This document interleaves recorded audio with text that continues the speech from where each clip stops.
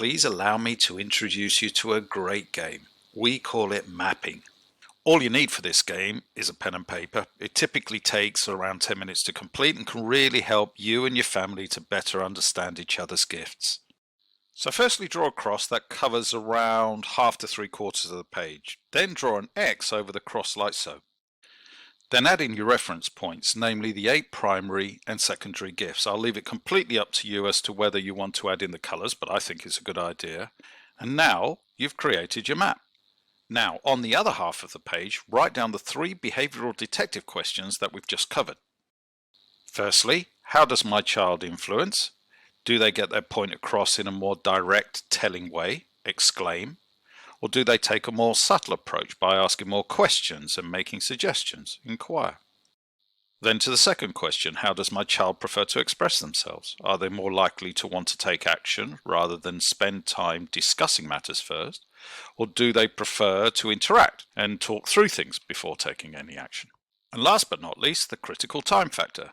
Do they want to speed up time by going into fight mode, quickly speaking and acting in order to get things done quickly? Or do they prefer to slow down, reflect and consider before making decisions? So now take your time, think about each member of the family, and don't forget to self-reflect and evaluate yourself. Now here's the fun part. It's time to map out you and your family. But just one point before you get started, and it's to remember that we all tend to fluctuate between 2 of the 4 primary gifts on a consistent basis. Now that's not to say that we don't make use of the other gifts, it's just that these are our natural go-to behaviours. So one at a time, identify what you see in each person as their most preferred comfort zone of behaviour, but also think about what other behaviours you observe that are also being tapped into regularly.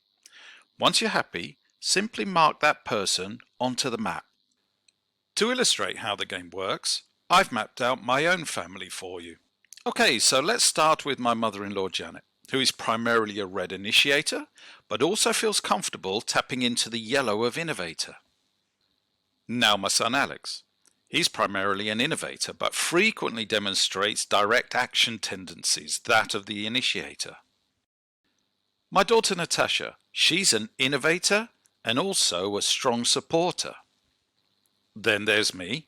I see myself as an innovator and an initiator. You've already met Michael. He's a talented analyzer, but also a great supporter. And last, but by no means least, my wife Jo, who's a wonderful supporter and also a strong analyzer. No prizes for guessing who looks after and keeps us all on the right track.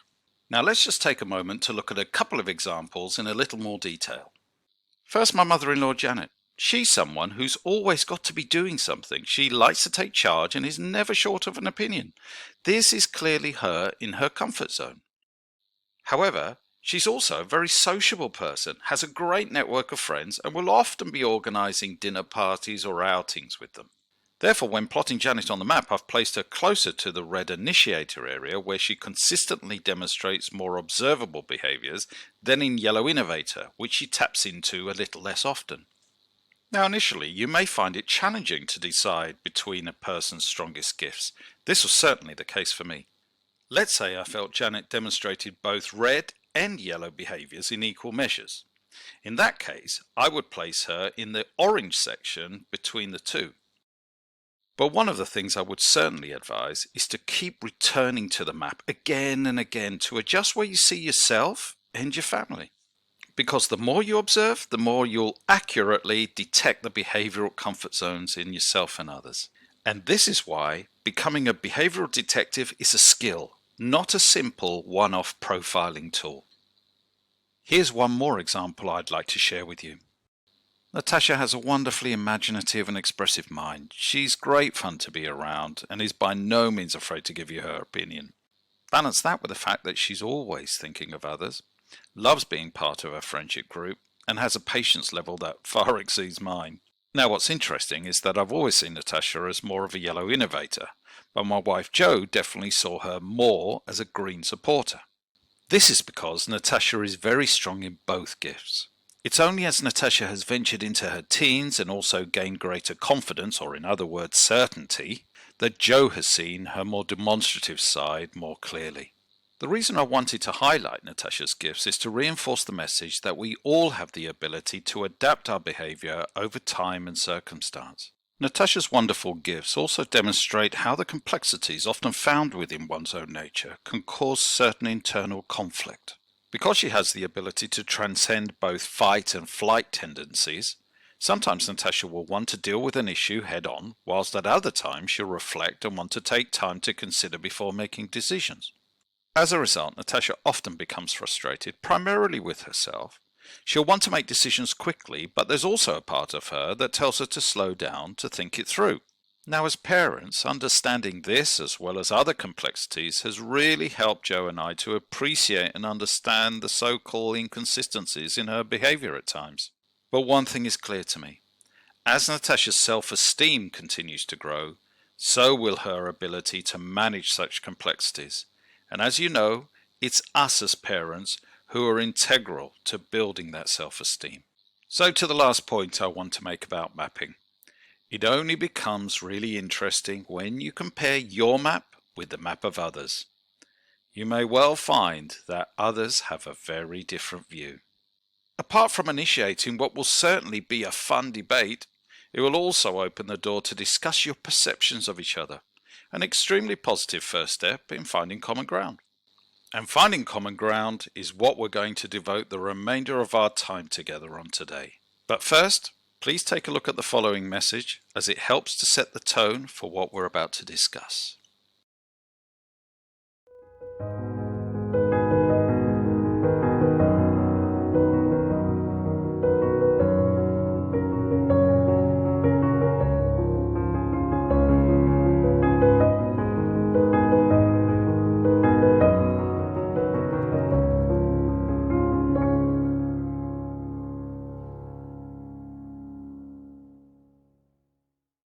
Young people constantly aspire to have their natural behavioral gifts appreciated by their parents.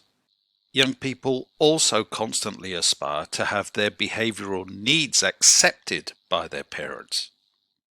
This is the point where learning the skills of appreciation and acceptance took me to a far better place as a parent. Acknowledging that your child is born with specific behavioral gifts and specific behavioral needs are key if you're going to get on the same wavelength with them. They're also the fundamental building blocks for every young person's lifelong self-esteem.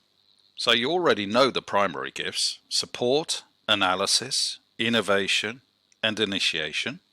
Now please allow me to introduce you to the fundamental behavioral needs: approval, trust, recognition, and freedom. Yes, you're absolutely correct in thinking that every child needs all of these things. However, what I didn't realize is that my children and yours are positively triggered by one of these needs more than any of the others. So let's take a look into these needs and what triggers them in a little more detail. For instance, if you've identified supporting as being your child's primary gift, then you need to accept they'll be constantly seeking approval from you. So, by warmly asking for their help and getting them involved even in the smallest, seemingly meaningless conversations or tasks, you're providing a sense of security and reassurance that makes them feel great and instantly increases their self-esteem. But what about if your child's a gifted analyzer? They'll constantly need to feel trusted and seen as a reliable, considerate member of the family. Calmly acknowledging their point of view and their need for daily routine and structure and time alone to think will all be received very positively. Now, if your child's an initiator, they'll need to be given freedom, autonomy to act. Presenting these driven, competitive people with constant challenges and the potential rewards for reaching their goals is an instant motivator. And what about the natural innovators? They'll be seeking your constant enthusiastic recognition, to consistently acknowledge them as a valued individual, to encourage them to work with you on lots of different tasks or projects, and to acknowledge and praise their ideas and thoughts will always create a feel-good factor for them.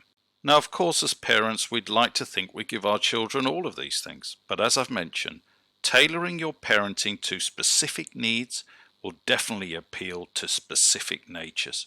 So yes, a yellow innovator will want you to trust them, but it doesn't push their buttons as much as being recognized, liked, and acknowledged. In the same way that a blue analyzer will acknowledge being enthusiastically recognized, but nowhere near as much as being calmly trusted.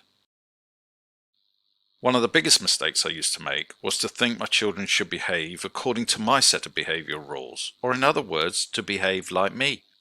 Expecting a young person to fit into the box you'd like them to fit into behaviorally is only going to serve in creating friction and potentially long-term resentment in your relationship. But please don't think that you have to completely change your approach or indeed change who you are as a person in order to be a great parent. One, as with any skill, this takes both consistent practice and time.